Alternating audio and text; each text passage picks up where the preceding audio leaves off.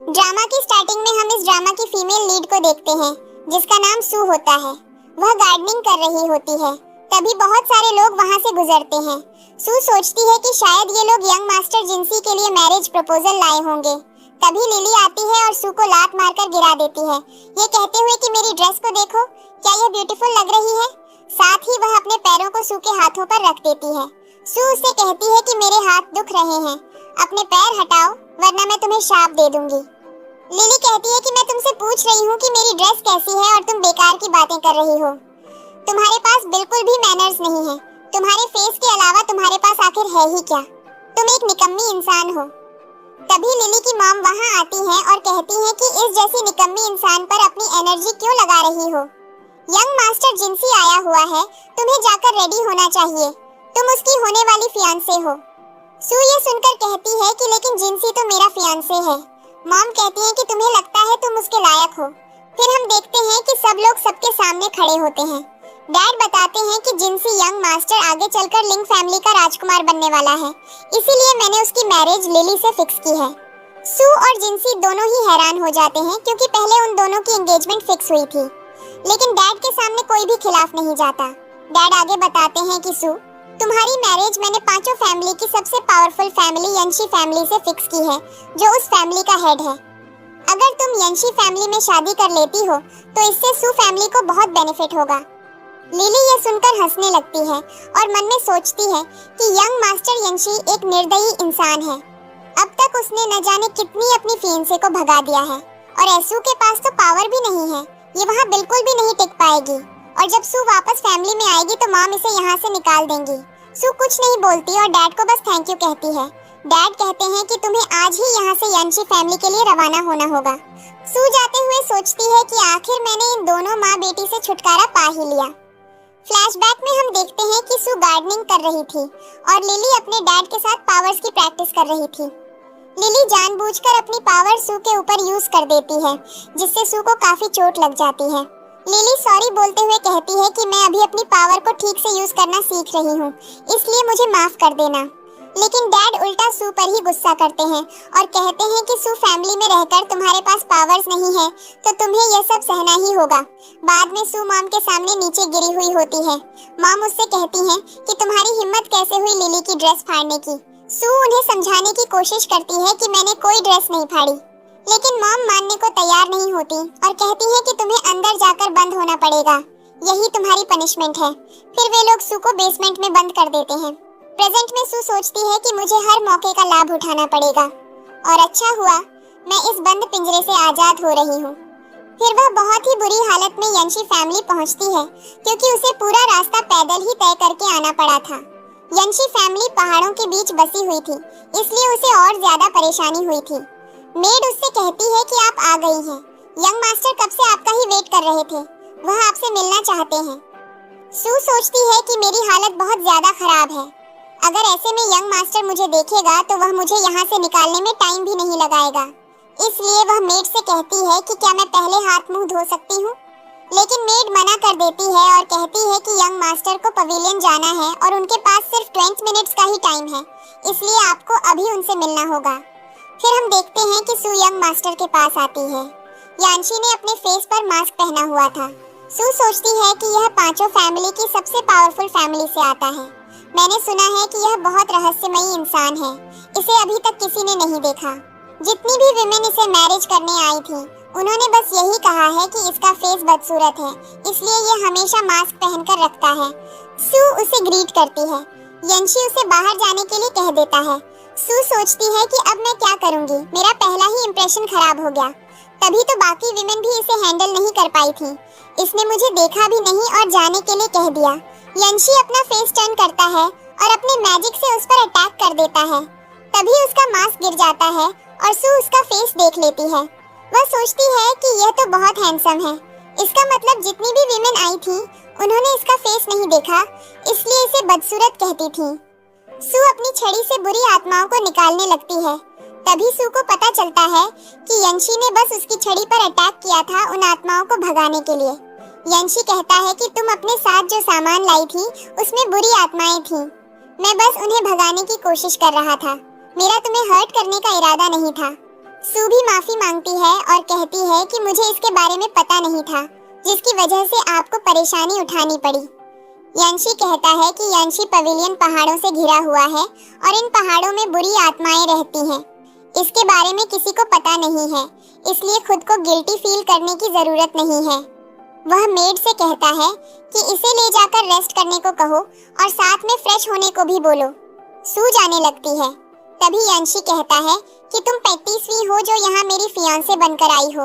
तुम्हारे पास बहुत कम टाइम है।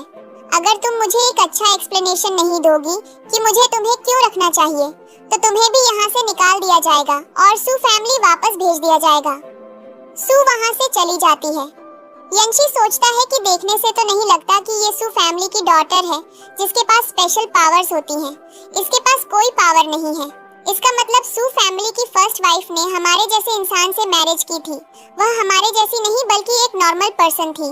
सू भी सोच रही होती है कि क्या होगा अगर यांशी को पता चल गया कि मेरे पास कोई पावर नहीं है, तब तो ये मुझे यहाँ रखने के लिए बिल्कुल भी रेडी नहीं होगा। वह अपने रूम में आती है और सोचती है कि चाहे कुछ भी हो, यांशी फैमिली में रहना सू फैमिली के मुकाबले ज्यादा बेहतर है। तभी मेड आती है और उसे नई ड्रेस देती है। फिर हम देखते हैं कि सभी फैमिली हेड्स बैठकर मीटिंग कर रहे होते हैं।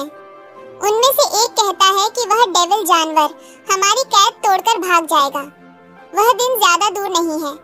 हमें जल्द से जल्द 9 डिवाइन ब्लडलाइन के लोगों में से किसी एक को ढूंढना होगा। वही उस जानवर को फिर से बांधने में हमारी मदद कर सकता है। अगर ऐसा नहीं हुआ तो हमारी फैमिली पर बहुत बड़ी मुसीबत आ सकती है। मैंने सुना था कि सू फैमिली की फर्स्ट वाइफ इसी ब्लड लाइन से बिलोंग करती थी और उसकी डेथ हो चुकी है, लेकिन उसकी डॉटर अभी भी जिंदा है और वह हमारी मदद कर सकती है। डैड कहते हैं कि उससे उम्मीद करना बेकार है क्योंकि उसके पास कोई भी पावर नहीं है, तो वह हमारी हेल्प क्या करेगी। यांशी बोलता है कि आप चिंता मत करिए, अगर उसके पास कोई भी पावर्स ऐसी होंगी तो मैं उसे जरूर यूज करूंगा डेविल जानवर को सील करने के लिए। जिंसी बोलता है, तुम तो 32 वाइफ्स को भगा चुके हो, फिर तुम्हें ऐसा क्यों लग रहा है कि सू तुम्हारे घर पर ज्यादा दिनों तक टिक पाएगी? ऐसा तुम्हें क्या खास दिखा है जो तुम उसे रखने के लिए रेडी हो गए हो? डैड उसे डांटते हुए बोलते हैं कि तुम्हारी मैरिज अब लिली से हो गई है, तो तुम्हें सू होकर मैटर में ध्यान न देकर लिली पर ध्यान देना चाहिए, और इस मामले में तुम कुछ नहीं बोलो तो बेहतर होगा। जिसे सुनकर जिंसी चुप हो जाता है। यांशी घर लौटता है तो वह देखता है कि सू छोटे मोटे काम कर रही थी। तब वह बोलता है कि अभी तक जितनी भी मेरी वाइफ्स यहाँ आई हैं, उन्होंने कभी भी घर के कामों में इंटरेस्ट नहीं दिखाया, यहाँ तक कि उन्हें काम करना भी नहीं आता था। लेकिन तुम सू फैमिली जैसी इतनी पावरफुल फैमिली की डॉटर होकर भी ये नॉर्मल से काम कर रही हो, क्या तुम्हें यह गंदा नहीं लग रहा? सू बोलती है कि मैं फैमिली की भले ही एल्डेस्ट डॉटर थी, लेकिन वहाँ मैं यही नॉर्मल काम करती थी, इसलिए इन कामों को करने में मुझे कोई प्रॉब्लम नहीं है। यांशी फिर अपना नाइफ फेंकते हुए बोलता है कि यह गंदा हो गया है, इसे भी साफ कर दो। सू जैसे ही उस नाइफ को टच करती है, उसका हाथ जलने लगता है और वह समझ जाती है कि जानबूझकर उसका टेस्ट लिया जा रहा है। अगर उसने इस नाइफ को उठाकर वापस नहीं दिया तो हो सकता है कि उसे घर से भी निकाल दिया जाए, इसलिए वह मजबूरी में नाइफ उठाती है और उसका हाथ बहुत बुरी तरह जल रहा था। यांशी देखकर सोचता है कि मेरी चीजें जब भी किसी नॉर्मल इंसान के कांटेक्ट में आती हैं, तो वह इंसान जलने लगता है। अगर इसके पास कोई पावर नहीं है और इसके हाथ साफ तौर पर जल रहे हैं, तो इसका मतलब इसके पास कोई पावर नहीं है और यह एक नॉर्मल इंसान है। सू किसी तरह नाइफ को यांशी तक पहुंचा देती है। यांशी बोलता है कि तुम्हारे हाथ साफ तौर पर जल रहे थे, फिर भी तुमने इस नाइफ को उठाने की जरूरत क्यों समझी? सू बोलती है कि क्योंकि यह आपका ऑर्डर था। यांशी बोलता है कि तुम्हारे पास कोई भी पावर्स नहीं है, इसलिए तुम्हारे हाथ जल गए। सू बोलती है कि क्या आपको मेरी सच्चाई पता चल गई है? इसका मतलब क्या आप मुझे इस फैमिली से निकाल देंगे? मन में वह सोचती है कि चाहे यांशी फैमिली में मुझे कितनी भी प्रॉब्लम्स झेलनी पड़े, सू फैमिली से तो यह जगह बेहतर ही है। मैं वापस सू फैमिली नहीं जाना चाहती। यांशी उसका हाथ पकड़कर उसे वाटर टैंक के पास ले जाता है और उसमें हाथ डालने को कहता है। सू को लगता है कि शायद इससे उसका हाथ और ज्यादा हर्ट होगा, इसलिए वह डर जाती है। लेकिन यांशी उसका हाथ पानी में डालता है और बोलता है कि तुम्हारे हाथ जल गए हैं, इससे जलन कम हो जाएगी। सू अपना हाथ पानी में डाल लेती है और पूछती है कि आपको मेरी सच्चाई पता चल गई है, तो क्या आप मुझे यहाँ से निकाल देंगे? यांशी बोलता है कि जितनी भी मेरी वाइफ्स यहाँ आई हैं, वे बस थोड़ी देर ही टिक पाई हैं, लेकिन तुम उन सब में से एक हो जो सबसे ज्यादा समय यहाँ रुकी हो, पूरे 1 दिन। स्यू बोलती है कि क्या इससे भी कम समय वे लोग रुके थे? यंशी बोलता है कि हाँ, ज्यादा से ज्यादा 5 घंटे। सू कहती है कि फिर तो मैंने सबका रिकॉर्ड तोड़ दिया है, तो क्या अब आप मुझे यहाँ रखने के लिए रेडी हैं? यंशी बोलता है कि मैंने तुम्हें 10 दिनों का टाइम दिया है, जिसमें से अब सिर्फ 9 दिन बचे हैं। तुम खुद देख लो कि ऐसा क्या रीजन दोगी जिससे मुझे तुम्हें यहाँ रखना पड़े। सू बोलती है कि मैं जरूर आपको कोई वैलिड रीजन दूंगी। यंशी वहाँ से चला जाता है। सू देखती है कि उसके हाथ पूरी तरह ठीक हो गए थे और वह सोचती है कि यंशी उतना भी बुरा नहीं है, उसने मेरी हेल्प की। मेड उसे टॉवल देते हुए बोलती है कि यंग मास्टर जैसे दिखते हैं वैसे हैं नहीं। वह दिल के बहुत काइंड हैं, लेकिन नॉर्मल इंसानों से ज्यादा घुल मिल नहीं पाते, इसलिए अपनी फीलिंग्स बता नहीं पाते। मेड मन में सोचती है कि यंग मास्टर पिछले 200 सालों से जीते आ रहे हैं और उनके बारे में मैं सब जानती हूँ। फ्लैशबैक में हम देखते हैं कि मेड जब छोटी थी तो उसके डैड उसे यंशी के पास लाए थे और बोले थे कि ये मेरी डॉटर है। मैं अब ओल्ड हो रहा हूँ और इसका ध्यान नहीं रख सकता, इसलिए मैं इसे आपके पास छोड़ रहा हूँ ताकि यह आपके फैमिली के तौर तरीके सीख सके। मैं चाहता हूँ कि आप इसे खुद टीच करें और सब कुछ सिखाएं। यंशी अकेला रहता था और वह इस छोटी बच्ची को रखने के लिए मान जाता है। प्रेजेंट में मेड यंशी के पास आती है और बोलती है कि आपकी बॉडी पूर्णिमा के दिन के बाद से वीक हो रही है, आपको इसके लिए कुछ करना चाहिए। यांशी अपना ध्यान हटाते हुए बोलता है कि मैं पिछले 200 सालों से जी रहा हूँ, क्योंकि मेरी फैमिली ने मुझे वरदान दिया था कि मैं कभी मर नहीं सकता। लेकिन यही वरदान अब मेरे लिए अभिशाप बन गया है। मैंने इन 200 सालों में अपनी फैमिली के हर एक मेंबर को जाते देखा है। अब मेरा बॉडी वीक हो रहा है, तो यह मेरे लिए एक अच्छा मौका है कि मैं आसानी से इस दुनिया को छोड़ सकूं। मेड बोलती है कि इसी वजह से आप किसी से ज्यादा लगाव नहीं रखते, क्योंकि आप उन्हें छोड़ते हुए देखना नहीं चाहते। लेकिन आपका यह अभिशाप खत्म हो सकता है अगर आपको सही पार्टनर मिल जाए। उसके साथ आपको नाइट स्पेंड करनी होगी, हालांकि उस पर्सन की डेथ भी हो सकती है। यंशी बोलता है कि मुझे ऐसा कुछ नहीं करना है। तभी सू उसे आवाज देती है कि मैंने आपके लिए सूप बनाया है, क्योंकि आपको सुबह से खांसी आ रही थी। यंशी बोलता है कि उसे वहीं रखकर चली जाओ, मैं बाद में आकर पी लूंगा। सू बोलती है कि लेकिन ये सूप गर्म ही पीना पड़ता है, अगर ठंडा हो गया तो इसका असर नहीं करेगा। ये सुनकर यंशी गुस्से से चिल्लाकर बोलता है कि मैंने कहा ना कि वहीं रख दो, क्या तुम्हें सुनाई नहीं दिया? यंशी की आवाज सुनकर सू डर जाती है और यंशी की कंडीशन फिर से खराब होने लगती है। मेड बोलती है कि पूर्णिमा वाले दिन आपका शरीर और भी कमजोर हो जाता है, तो आपको इतना गुस्सा नहीं करना चाहिए। वैसे वह लड़की आपका ध्यान ही तो रख रही थी। यंशी फिर अपनी बॉडी को हील करने की कोशिश करने लगता है। बाद में जब वह वापस आता है तो देखता है कि सू वहीं पर वेट कर रही है। वह उसे आवाज लगाता है, लेकिन सू की आंख लग गई थी। सोते सोते उसके हाथ से सूप भी गिर जाता है। यंशी बोलता है कि तुम बैठकर यहाँ इंतजार क्यों कर रही थी? मैंने तुम्हें कहा था ना कि यहाँ से चली जाओ। सू कहती है कि उससे आपको क्या करना था। यंशी बोलता है कि इस तरह बात करने का क्या मतलब हुआ। सू बोलती है कि मैं कब से ये सूप लेकर आपका वेट कर रही थी, लेकिन अब ये गिर गया है। यंशी जाने लगता है तो सू बोलती है कि मैंने इसे बहुत प्यार से बनाया था, यहाँ तक कि मैं यहाँ वेट भी कर रही थी, लेकिन अगर ये गिर गया तो इसमें मैं क्या करूँ? यह सुनकर यंशी वहाँ से चला जाता है। नेक्स्ट मॉर्निंग सू देर से सोई हुई थी। मेड उसे जगाने आती है। सू बोलती है कि क्या मैं बहुत देर से सो रही थी? मेड बोलती है कि नहीं, मुझे आपको कुछ दिखाना है, इसलिए मैं आपको बुलाने आई थी। वह सू को हॉल में लाती है और बोलती है कि यह सारा सामान मैंने आपके लिए तैयार किया है। एसू को यकीन नहीं हो रहा होता कि यह सारा सामान उसे दिया जा रहा है और वह बहुत खुश हो जाती है। फिर हम देखते हैं कि वह सारी चीजें पहनकर खुद को मिरर में देखती है और सोचती है कि सू फैमिली में मैं हमेशा कैद होकर रही हूँ। वहाँ मुझे बहुत बुरे तरीके से ट्रीट किया जाता था, लेकिन यंशी फैमिली में आने के बाद मुझे यह सब देखने को मिला है और अब मैं खुद को भी देख पा रही हूँ कि मैं ऐसी दिखती हूँ।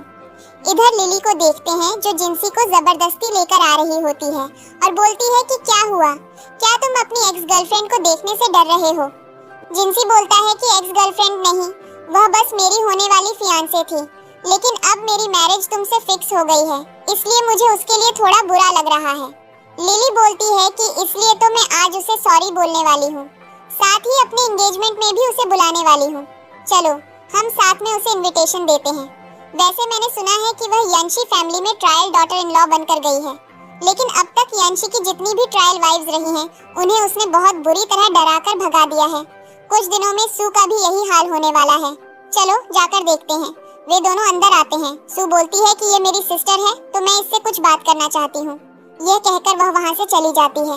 लिली उसे देखती है और सोचती है कि मुझे लगा था यंशी फैमिली में इसे बहुत प्रॉब्लम हो रही होगी, लेकिन ऐसा लगता है कि यंशी फैमिली इसे बहुत अच्छे से ट्रीट कर रही है, तभी तो इसने इतने महंगे ड्रेस और ज्वेलरी पहने हैं।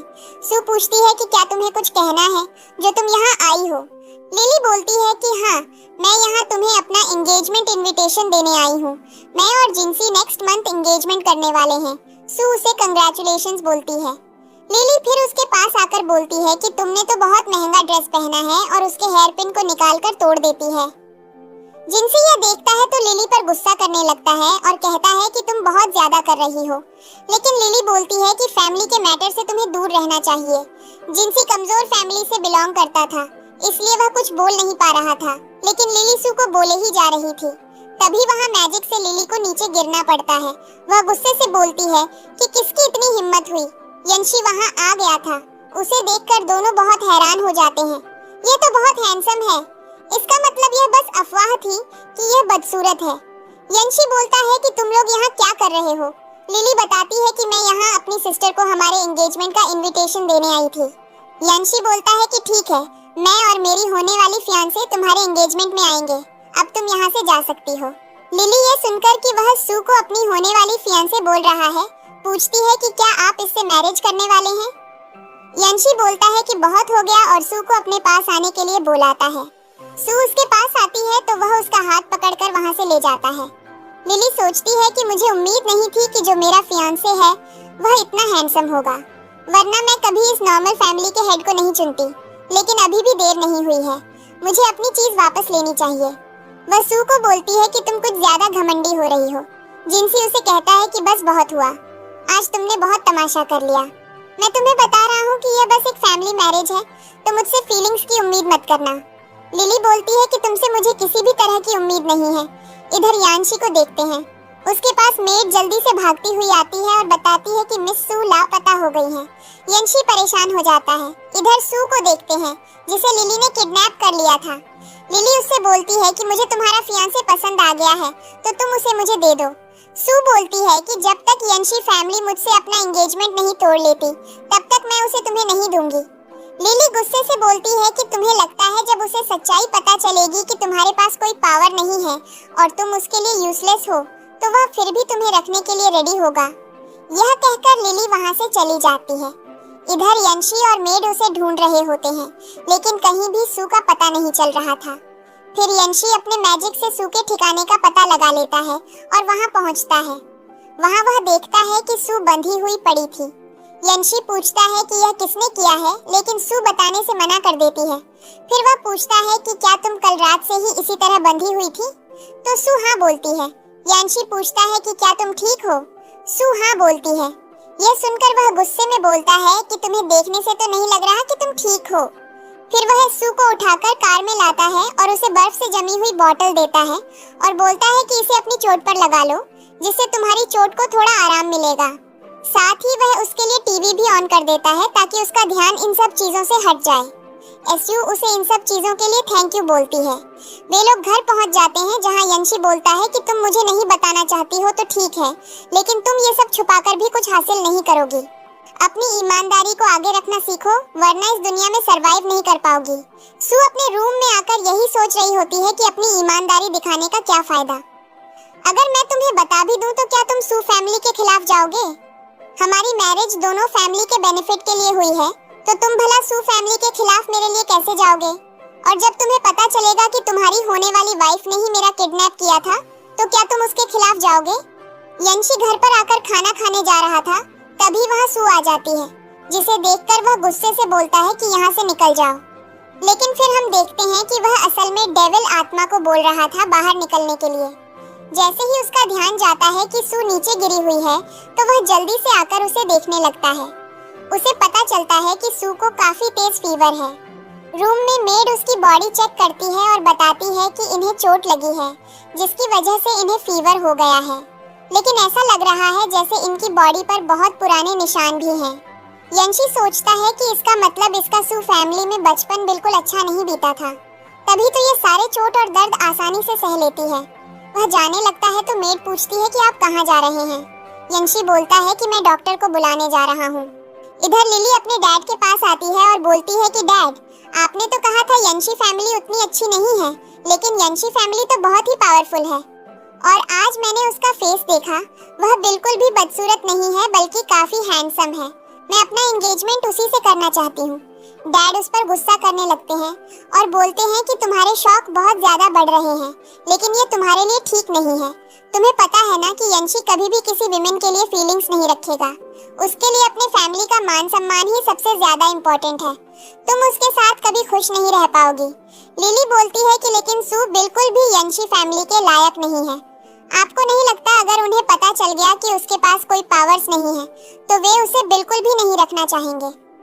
डैड बोलते हैं कि उसे यह बात पहले से ही पता चल चुकी है, फिर भी सू अपनी जगह बनाने में कामयाब हो रही है।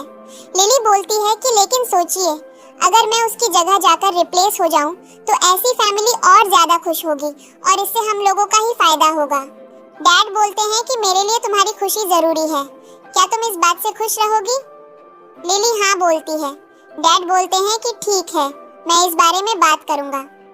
लिली खुश होकर सोचती है कि मुझे भी सू से इतना ज्यादा मतलब नहीं है, मैं तो बस उससे सब कुछ छीनना चाहती हूँ जो वह चाहती है। इधर डॉक्टर सू का चेकअप करते हैं और बताते हैं कि मिस सू कुछ टाइम में ठीक हो जाएंगी। अभी इन्हें डर की वजह से बुखार आ गया है, लेकिन ऐसा लगता है जैसे इन्हें कोई मेंटल प्रॉब्लम है, क्योंकि इन्हें बहुत छोटी छोटी बातों से भी डर लग जाता है। यंशी यह सुनकर हैरान हो जाता है। डॉक्टर बताते हैं कि मुझे लगता है इनके अंदर एक छुपी हुई पावर है जो इन्हें हमेशा किसी नई दुनिया में ले जाती है। हालांकि हम इनका इलाज कर सकते हैं, अगर हम इनके दिमाग से बैड मेमोरीज को इरेज कर दें और उसकी जगह अच्छी यादें डाल दें तो ये ठीक हो सकती हैं। फिर डॉक्टर वहां से चले जाते हैं। यंशी वहीं पर सू का ध्यान रखने लगता है और देखता है कि उसे बहुत ठंड लग रही है, तो वह अपने हाथों से उसे गर्माहट देने लगता है। ऐसे ही मॉर्निंग हो जाती है और जब सू की आँख खुलती है तो वह अपने पास यंशी को देखती है और पूछती है कि क्या आप पूरी रात यहीं बैठे हुए थे? यंशी बोलता है कि यह इम्पोर्टेंट नहीं है, मेड ने तुम्हारे लिए सूप बनाया है, तुम इसे पी लो। जब वह देखता है कि सू सूप नहीं पी रही है तो वह खुद अपने हाथों से उसे पिलाने लगता है। सू सोचती है कि क्या यह मेरी केयर कर रहा है। यंशी देखता है कि उसके लिप्स पर सूप लग गया है तो वह उसे साफ करने लगता है, जिससे वे दोनों ऑकवर्ड होकर पीछे हट जाते हैं। यंशी बोलता है कि तुम्हारे पास अब सिर्फ 3 दिन ही बचे हैं, जल्दी से मुझे एक वैलिड रीजन बताओ वरना यंशी फैमिली छोड़कर चली जाना। इधर हम सबको बैठे हुए देखते हैं। लिली जिंसी से बोल रही होती है कि मैं अपना दूल्हा चेंज करना चाहती हूँ और तुम्हें अब सू के पास ही वापस लौटना होगा।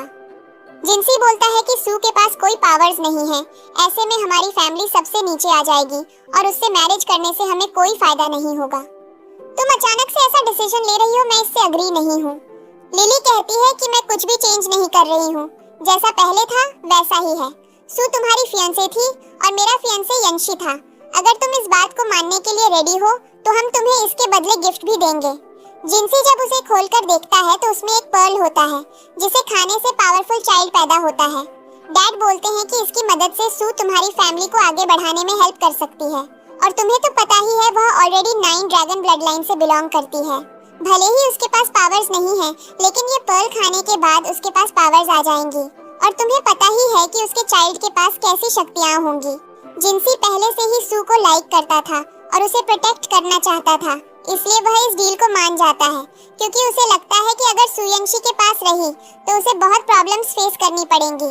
उसके फादर कहते हैं कि तुम्हें पता है ना आगे क्या करना है। जिंसी कहता है कि आप चिंता मत करिए, हमारी फैमिली की ब्लड लाइन जरूर पावरफुल होने वाली है। ऐसू काम कर रही थी तभी वह यंशी को जाते हुए देखती है और पूछती है कि क्या आप बाहर जा रहे हैं। यंशी बोलता है कि हाँ, मैं टेंपल जा रहा हूँ, वहाँ मुझे कुछ काम है। सू बोलती है कि फिर आप जल्दी घर आइएगा। यह सुनकर यंशी थोड़ा हैरान होता है क्योंकि पहले उसका इंतजार करने वाला कोई नहीं था, लेकिन अब उसके पास एसू थी। यंशी सू से बोलता है कि तुम आज इस न्यू ड्रेस में काफी ब्यूटीफुल लग रही हो। जैसे ही वह बाहर आता है तभी उस पर एक डेविल डीमन अटैक कर देता है, जिसे वह एक ही बार में खत्म कर देता है। हेल्पर भी वहां आ जाता है और बोलता है कि बहुत सारे डीमंस कैद से छूट रहे हैं और उन्होंने बहुत सारे लोगों को हर्ट कर दिया है। अच्छा हुआ आप आ गए। यंशी हेल्पर से बोलता है कि तुम जाकर सबसे पहले सू फैमिली और जिंसी फैमिली के बारे में सारी जानकारी इकट्ठा करो। हेल्पर बोलता है कि यंग मास्टर, आप तो पहले कभी बाहरी मामलों में दखल नहीं देते थे। क्या आप यह सब मिस सू की वजह से कर रहे हैं? यंशी कोई जवाब नहीं देता और मीटिंग में चला जाता है, जहां वही पर्सन बोल रहा होता है कि टिएनशी झील पर लगा सील धीरे धीरे टूट रहा है। क्या तुमने पता लगा लिया है कि सू के अंदर 9 डीमन ब्लड लाइन वाली पावर है या नहीं? यंशी बोलता है कि उसके शरीर में कोई भी ऐसी पावर नहीं है। मैंने उसकी बॉडी के अंदर की सारी शक्तियां चेक कर ली हैं। वह पर्सन बोलता है कि ठीक है, फिर तुम्हें जल्दी से 9 डीमन ब्लड लाइन वाले लोगों को ढूंढना चाहिए। यंशी हाँ बोलकर चला जाता है। घर पर सू सो रही होती है, तभी उसे बहुत बुरा सपना आने लगता है, जिसमें वह बेसमेंट में बंद होती है और लिली और उसकी मॉम पागलों की तरह हंस रही होती हैं और उसका मजाक उड़ा रही होती हैं। सू बहुत डर जाती है। तभी वहाँ यंशी आ जाता है और उसे परेशान देखकर अपने मैजिक से उसके बुरे सपने को हमेशा के लिए मिटाने की कोशिश करता है। लेकिन तभी उसे कुछ अजीब सा महसूस होता है और वह सोचने लगता है कि क्या सू सच में 9 ड्रैगन ब्लड लाइन से बिलोंग करती है, इसलिए उसका मैजिक उस पर काम नहीं कर पाया। वह अपने साथ एक लैंप लाता है और उसके पास रख देता है और बोलता है कि चिंता मत करो, अब तुम्हें बुरे सपने नहीं आएंगे। वह पूरी रात ऐसे ही लैंप बनाता रहता है। मॉर्निंग में सू की नींद खुलती है और वह लैंप को देखकर मेड से पूछती है कि क्या रात में मेरे रूम में कोई आया था। मेड हाँ बोलती है और कहती है कि अगर आप बाहर जाकर देखेंगे तो आपको खुद पता चल जाएगा। सू बाहर जाती है तो वहाँ बहुत सारे मार्स लैंप लगे होते हैं। मेड कहती है कि मुझे पता है यह लैंप अंधेरे और बुरे सपनों को दूर करता है। सू सोचती है कि यह सब मेड ने किया होगा और वह उन्हें थैंक यू बोलती है। मेड बोलती है कि तुम गलत पर्सन को थैंक यू बोल रही हो। ये सारे मार्स लैंप यंग मास्टर ने पूरी रात लगाकर टांगे हैं। सू सोचती है कि तभी तो रात में मुझे इतनी अच्छी नींद आई थी। वह मेड से पूछती है कि यंग मास्टर कहाँ है। मेड बता देती है। सू जल्दी से जाकर यंशी को थैंक यू बोलती है लैंप देने के लिए। यंशी बहाना बनाते हुए बोलता है कि मुझे बस अपनी नींद की चिंता थी, इसलिए मैंने तुम्हारी हेल्प कर दी थी ताकि मैं अच्छे से सो सकूं। सू बोलती है कि भले ही आपने यह अपने लिए किया हो, लेकिन मैं फिर भी आपका धन्यवाद करना चाहती हूँ। मेरी मॉम की डेथ के बाद मेरी किसी ने इतनी केयर नहीं की। सू फैमिली में मैं बस एक एक्स्ट्रा पर्सन थी। पावर्स न होने की वजह से वे लोग मुझे निकम्मा समझते थे। भले ही मेरे पास पावर्स नहीं है, लेकिन मैं फिर भी आपके फैमिली के लिए हर तरह से मदद करने की कोशिश करूंगी। मेरे पास कोई खास रीजन नहीं है जो मैं आपको बता सकूं। मैं बस इतना ही कह सकती हूँ कि मैं आपकी हर छोटी से छोटी चीज की सेवा कर सकती हूँ। यांशी को सू के लिए बहुत बुरा लगता है और वह पूछता है कि क्या तुमने इसलिए ये मैरिज प्रपोजल एक्सेप्ट किया क्योंकि तुम सू फैमिली से बचना चाहती थी? सू हाँ बोलती है। यांशी बोलता है कि अब से तुम यांशी फैमिली में रह सकती हो। वह मन में सोचता है कि मुझे वह रीजन मिल गया है जिसकी वजह से मैं तुम्हें अपने फैमिली में रख सकता हूँ। सू यह सुनकर बहुत खुश हो जाती है और अचानक से उसे हग कर लेती है। जैसे ही उसे रियलाइज होता है, वह पीछे हट जाती है और सोचती है कि मैं यंग मास्टर को कैसे हग कर सकती हूँ। फिर वे दोनों एक साथ बोलने लगते हैं। सू बोलती है कि पहले आप बोलिए। यंशी बोलता है कि जब मैंने तुम्हारे सपनों को हील करने की कोशिश की, तब मुझे तुम्हारे अंदर कुछ पावर जैसा महसूस हुआ। हालांकि वह अभी पूरी तरह एक्टिव नहीं हुई है, लेकिन मैं अपनी पावर्स की मदद से तुम्हारी पावर को कंट्रोल करना सिखा सकता हूँ। तो तुम सबसे पहले कौन सी पावर सीखना चाहती हो? सू याद करती है कि कैसे उस दिन लिली अपने मैजिक से अचानक उसके पास आ गई थी और उसे मारकर नीचे गिरा दिया था। इसलिए वह बोलती है कि मैं सबसे पहले इनविजिबल होने की पावर सीखना चाहती हूँ। यांशी उसे गायब होने वाला मैजिक सिखा देता है और सू बहुत खुश हो जाती है। नाइट में सू को नींद नहीं आ रही थी, तो वह सोचने लगती है कि यंग मास्टर क्या कर रहे होंगे, मुझे एक बार देखना चाहिए। वह उसके रूम के बाहर आती है, लेकिन सोचती है कि मैं ऐसे सीधे उसके रूम में नहीं जा सकती। फिर उसे आइडिया आता है अपने इनविजिबल मैजिक का इस्तेमाल करने का। वह इस मैजिक की मदद से उसके रूम में चली जाती है। यंशी शावर ले रहा था। सू को लगता है कि वह उसे देख नहीं पाएगा, लेकिन यंशी को पता चल जाता है कि कोई आ रहा है, इसलिए वह पूछता है कि कौन है। सू सोचती है कि वह मुझे थोड़ी बोल रहा है और आगे बढ़ती है। तभी उसके सामने यंशी खड़ा हो जाता है और बोलता है कि मैं तुमको ही बोल रहा हूँ। सू समझ जाती है कि वह पकड़ी गई है, इसलिए बोलती है कि मैं बस अपने मैजिक की प्रैक्टिस कर रही थी। मुझे पता नहीं चला मैं कब यहाँ आ गई, और वह वहाँ से जाने लगती है। यंशी उसे अपने पास ही रोक लेता है और उसकी तरफ क्लोज जाने लगता है। सू अपनी आंखें बंद कर लेती है तो वह हंसने लगता है। सू जल्दी से वहाँ से भाग जाती है। यांशी सोचता है कि मुझे अमृता का अभिशाप मिला है। ऐसे में अपने दिल में प्यार मोहब्बत जैसी चीजों को लाना और भी ज्यादा मेरे लिए बुरा हो सकता है। लेकिन पता नहीं सू को देखने के बाद मैं अपना कंट्रोल क्यों खो देता हूँ। वह बैठा होता है और सू टी दे रही होती है, लेकिन कप भर जाता है और उसे ध्यान नहीं जाता। जब उसे पता चलता है तो वह जल्दी से उसे दे देती है। मेड वहाँ आती है तो सू वहाँ से चली जाती है। मेड बोलती है कि अच्छा हुआ, आपको मिसेस सू की वजह से अपनी जलती हुई बॉडी में काफी रिलैक्स फील हो रहा है। वैसे सू फैमिली के लोग आए हैं फैमिली को वापस घर ले जाने के लिए। यांशी बोलता है कि ये तो बहुत अच्छा हुआ, वे लोग खुद चलकर यहाँ आ गए हैं। अगर वे नहीं भी आते तो भी मैं सू फैमिली जाने वाला था। ये हमारी तरफ से एंगेजमेंट का उपहार है, आप लोग इसे रोक सकते हैं और अब से सू का सू फैमिली से कोई लेना देना नहीं रहेगा। इधर डैड लिली को समझा रहे होते हैं कि तुम यांशी को अच्छे से ट्रीट करना। तुम्हें पता है ना वह कितना पावरफुल है, कोई भी गलती मैं बर्दाश्त नहीं करूंगा। लिली बोलती है कि डैड आप मेरा मजाक उड़ाना बंद करें। सू भले ही ब्यूटीफुल है लेकिन मैं भी कम नहीं हूँ। तभी यांशी अकेले आता है तो डैड पूछते हैं कि सू कहाँ है। यांशी बोलता है कि आप लोगों ने यहाँ आकर अच्छा किया, अगर आप नहीं भी आते तो भी मैं सू फैमिली आने वाला था। ये हमारी तरफ से एंगेजमेंट का गिफ्ट है, आप लोग इसे रख सकते हैं और अब से सू का सू फैमिली से कोई लेना देना नहीं रहेगा। लिली बोलने लगती है कि मेरी बहन बिल्कुल निकम्मी है, उसके पास कोई पावर्स नहीं है। यांशी गुस्सा हो जाता है और बोलता है कि हमारी फैमिली को आगे बढ़ाने के लिए मेरी वाइफ को पावर्स की जरूरत नहीं है, मैं अकेला ही काफी हूँ और जो भी मेरी वाइफ को हर्ट करने की कोशिश करेगा मैं उसके लिए उससे बदला जरूर लूंगा। डैड बोलते हैं कि तुम्हारे कहने का क्या मतलब है। यांशी बोलता है कि सू के साथ जो भी हुआ है वह आपको पता ही होगा किसने किया है, तो आप बोलिए लिली को जल्दी माफी मांगने के लिए। लिली बोलती है कि मैं उससे बिल्कुल माफी नहीं मांग सकती। यांशी बोलता है कि फिर क्या तुम मेरे खिलाफ जाना चाहती हो। वे दोनों कुछ नहीं बोलते। लिली कहती है कि आप बस सू के लिए सू फैमिली से दुश्मनी मोल लेना चाहते हैं। यांशी उन्हें जाने के लिए बोल देता है और मेड भी उन्हें जाने के लिए कहती है। वे दोनों वहाँ से जाने लगते हैं। लिली मुड़कर कहती है कि मुझे सू को देखना है, लेकिन डैड गुस्से में डांटते हुए बोलते हैं कि अभी यांशी गुस्से में है, क्या तुम मुझे बर्बाद करना चाहती हो, चुपचाप यहाँ से चलो, और उसे ले जाते हैं। सू बैठी होती है तभी वहाँ मेड आती है और बोलती है कि मैं आपको यहाँ मेडिसिन लगाने आई हूँ। मेडिसिन लगाते समय सू पूछती है कि मुझे तो कोई भी चोट नहीं लगी है, फिर यांशी ने आपको मुझे मेडिसिन लगाने के लिए क्यों कहा। मेड वहाँ से निकल जाती है और यांशी खुद सू को चोट पर मेडिसिन लगाने लगता है और बोलता है कि क्योंकि ये मेडिसिन पुराने जख्मों को भी ठीक करती है, इसके साथ ये तुम्हारी पूरी बॉडी में फैलकर बाकी सारे स्कार्स को भी मिटा देगी। सू देखती है कि वह उसके हाथ पर मेडिसिन लगा रहा है तो जल्दी से अपना हाथ खींचते हुए बोलती है कि यह बहुत बैडसूरत दिख रहे हैं, आपको इन्हें नहीं देखना चाहिए। लेकिन यांशी को इससे कोई फर्क नहीं पड़ता और वह बोलता है कि थोड़ा सा दर्द होगा, उसके बाद ये सब ठीक हो जाएगा। और फिर वह उसके घाव पर मेडिसिन लगाने लगता है। बाद में बैठकर वह यही सोच रहा था कि इसका मतलब सच में सू 9 डीमन ब्लड लाइन से बिलोंग करती है। मीटिंग के बाद वह जा रहा होता है तो जिनसी उससे बात करने के लिए बुलाता है और बोलता है कि सू बहुत ही दिक्कत में रही है, तो मैं चाहता हूँ तुम उसका ध्यान अच्छे से रखना और मेरी तरफ से यह जेड पेंडेंट उसे दे देना, जिससे उसे काफी आराम फील होगा। यांशी बोलता है कि वह मेरी फियांसे है, तो मुझे नहीं लगता मुझे तुम्हारी चीजों की जरूरत है उसका ध्यान रखने के लिए, अपनी चीज अपने पास रखो, और वहाँ से चला जाता है।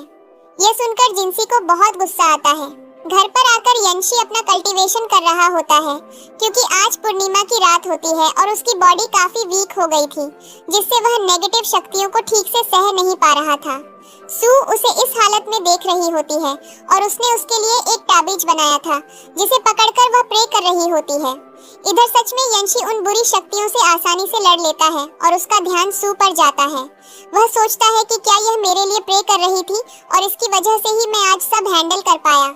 नेक्स्ट मॉर्निंग वह सू के तरीके को कॉपी करके काफी खुश हो रहा था। तभी मेड आती है और उसे वही गिफ्ट देते हुए बोलती है कि ये मास्टर जिनसी ने मिस सू को देने के लिए भेजा है, वह खुद पर्सनल देने यहाँ आए थे। सू सो रही होती है और डरकर अचानक उठ जाती है। तभी वहाँ यांशी को देखती है।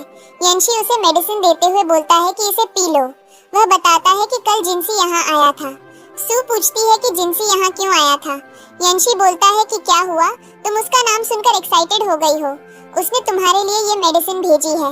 उसे कैसे पता चला कि तुम्हारी बॉडी पर इतने सारे निशान हैं?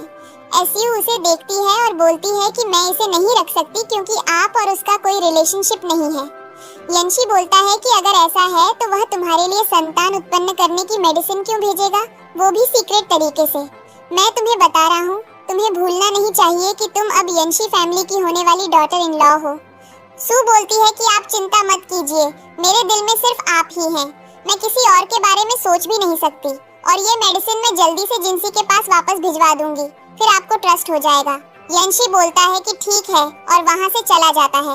इधर जिंसी को देखते हैं जिसके पास वह गिफ्ट पहुँच चुका था। वह सोचता है कि मुझे माफ कर देना सू, मैंने यह जानबूझकर किया है। मैं तुम दोनों के बीच फूट डालने की कोशिश कर रहा हूँ।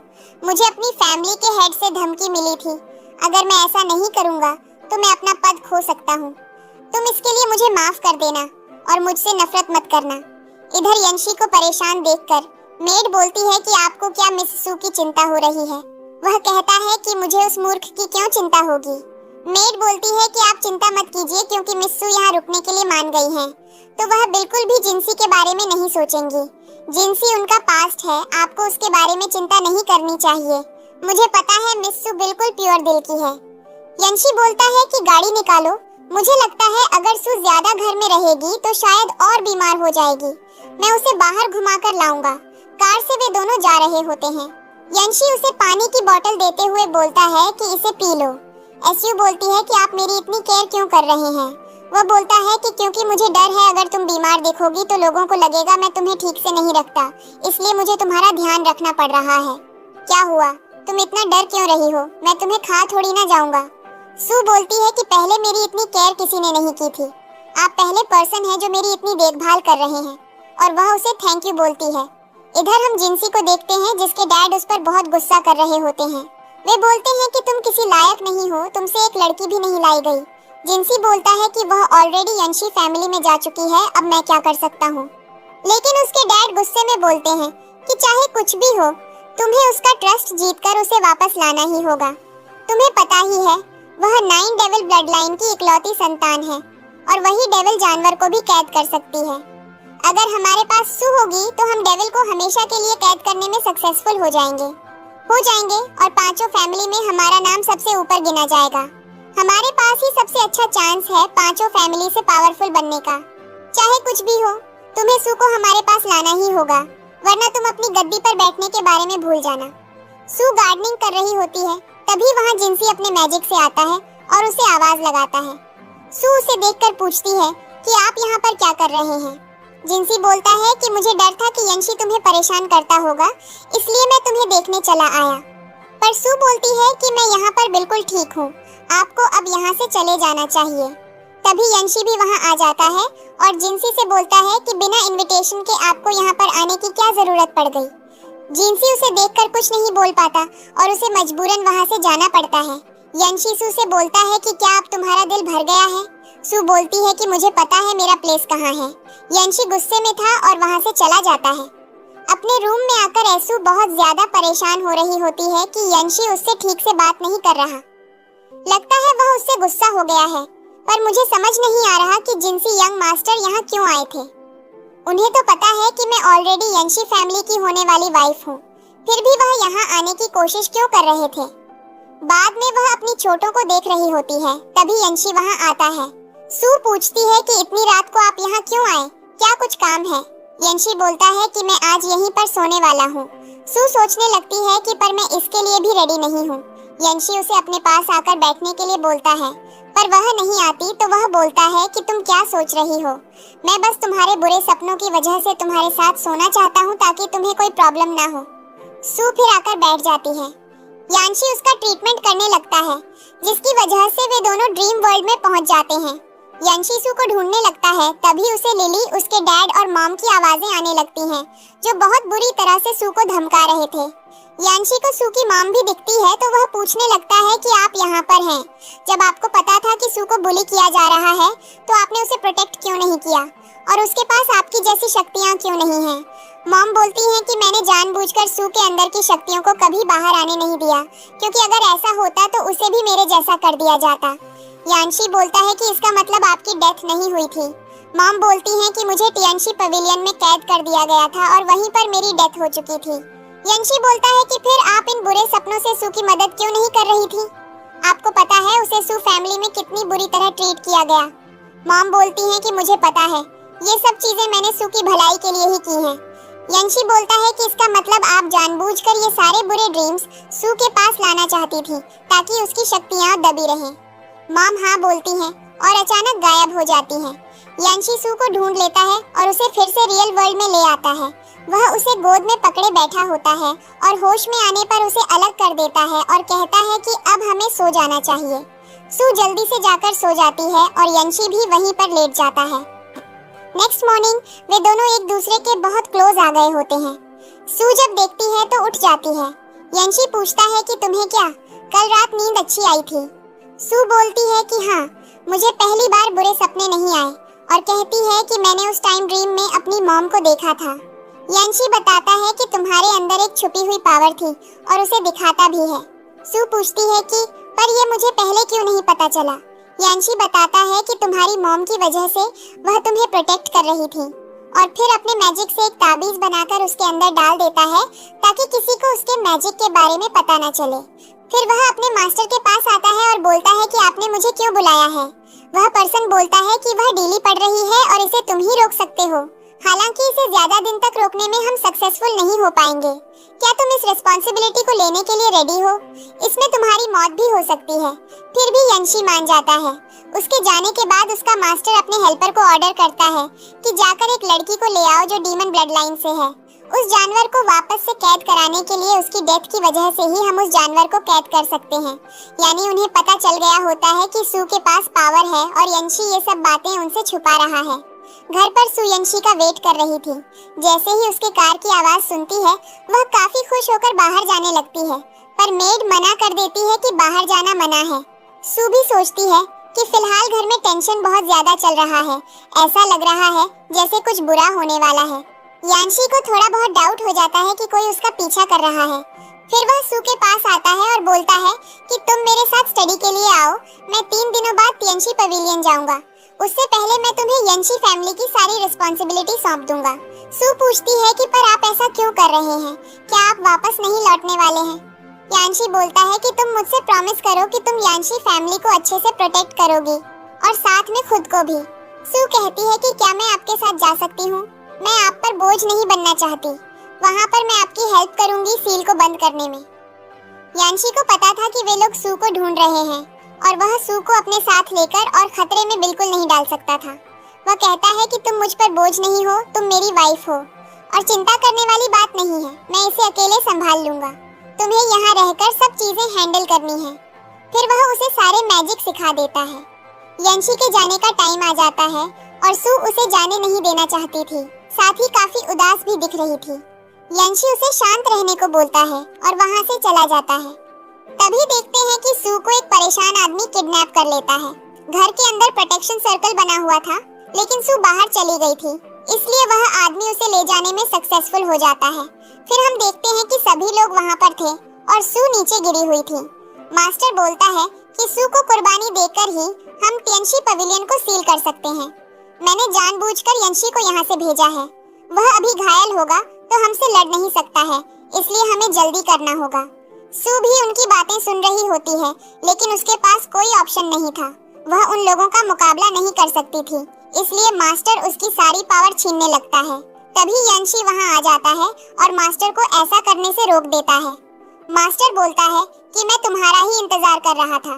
मुझे पता था तुम जरूर आकर यहाँ प्रॉब्लम क्रिएट करोगे, लेकिन अगर तुम ऐसा ही चाहते हो तो फिर तुम्हें भी साथ में मरना पड़ेगा, क्योंकि तुम लोगों के चलते पांचों फैमिली खतरे में नहीं आ सकती हैं। यंशी और मास्टर में फाइट होने लगती है, लेकिन यंशी कमजोर था तो वह मास्टर से लड़ नहीं पाता। सू उसे बोलती है कि तुम यहाँ क्यों आ गए हो? तुम ऑलरेडी घायल हो, यहाँ से तुम्हें चले जाना चाहिए। यंशी बोलता है कि मैं तुम्हें अपनी डेथ तक प्रोटेक्ट करूंगा, ये मेरी रिस्पॉन्सिबिलिटी है, और फिर से मास्टर से फाइट करने लगता है। सू बहुत गुस्से में आ गई थी। वह यंशी को हर्ट होते हुए नहीं देख सकती थी, इसलिए वह भी अटैक करने लगती है, लेकिन उसकी शक्तियाँ इतनी पावरफुल हो गई थी कि वह मास्टर को एक झटके में ही घायल कर देती है। मास्टर बोलता है कि हमें यहाँ से निकलना पड़ेगा और वे लोग वहाँ से चले जाते हैं। यंशी आकर जल्दी से सू को देखने लगता है। सू बोलती है कि मुझे अच्छा फील नहीं हो रहा है। यंशी बोलता है कि तुम्हारी बॉडी में करंट फ्लो हो रहा है, इसे कम करने के लिए तुम अपने हाथ मेरे हाथ पर रखो। सू ऐसा ही करती है जिससे उसे ठीक फील होता है। घर पर आकर यंशी उसे बताता है कि हम दोनों की शक्तियाँ अगर एक में मिल जाए तो हम लोग कहीं ज्यादा पावरफुल हो सकते हैं, और वह ऐसा करता भी है जिससे उन दोनों के पास बहुत ज्यादा पावर्स आ जाती हैं और वे सभी से फाइट कर सकते थे। इधर मास्टर को भी यह बात पता चल चुकी थी कि अगर वे दोनों साथ में मिल गए तो उनकी शक्तियों से हम लड़ नहीं सकते हैं। इसलिए उन लोगों ने यंशी फैमिली की मेड को बंदी बना लिया था, और जैसे ही वे लोग मेड को छुड़ाते हैं तभी वहाँ जिनसी आ जाता है। जिनसी सू से बोलने लगता है कि तुम मेरे साथ चलो वरना तुम्हारी जान खतरे में आ सकती है, लेकिन सू उसके साथ जाने से मना कर देती है। जिनसी बोलता है कि तुम ऐसा क्यों कर रही हो। सू कहती है कि क्योंकि मैं जिस पर्सन से प्यार करती हूँ उसके साथ रहना चाहती हूँ। जिनसी यह सुनकर हैरान हो जाता है। तभी वहाँ मास्टर आता है और अपने आदमियों को जिनसी को पकड़ने के लिए बोलता है, तुम हमारे लिए बिल्कुल निकम्मे हो, अब तुम्हारा कोई काम नहीं है। वे लोग जिनसी को वहाँ से ले जाते हैं। फिर हम देखते हैं कि वे तीनों उसी जगह पर आ जाते हैं जहाँ उस जानवर को सील किया गया था। मास्टर बोलता है कि सू मैं तुम्हें सच बता रहा हूँ, असल में मैं बुरा नहीं हूँ, मैं ये सब जानवर को सील करने के लिए कर रहा हूँ। मैं तुमसे प्रॉमिस करता हूँ इसमें यंशी को कुछ नहीं होगा, बल्कि तुम्हारी जान की बलि देनी होगी, तभी जाकर ये डेविल जानवर यहीं पर सील हो सकता है।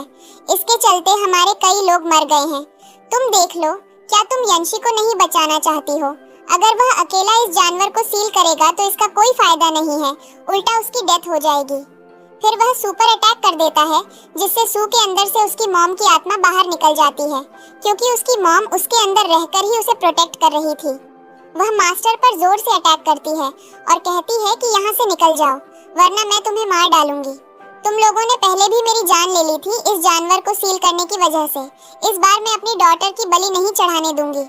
मास्टर डरकर वहाँ से भाग जाता है क्योंकि उसे अच्छे से पता था कि वह सू की मॉम का सामना नहीं कर सकता।